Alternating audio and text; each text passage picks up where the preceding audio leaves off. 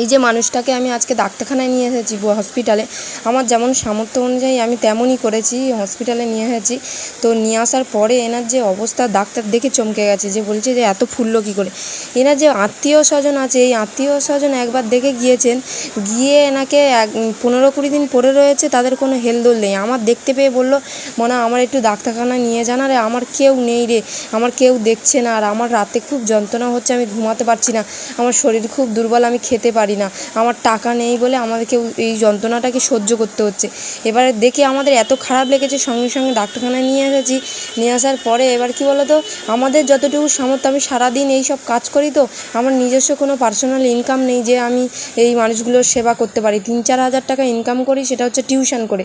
এবার সেই টাকা দিয়ে কি এত কিছু করা যায়? করা যায় না। ওই জন্য আমি ভিডিওটা করে প্রচার করি, যাতে মানুষজন একটু একটু করে এগিয়ে আসে।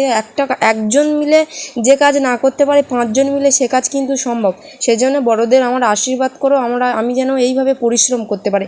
যারা বড়রা আছে আর ছোটরা, তো অবশ্যই পাশে থেকো আর ভালোবাসা দিও। আমরা হচ্ছে কি সবাই মিলে এই মানুষগুলোর একটু সাহায্য করতে চাই। এই মানুষগুলোর কেউ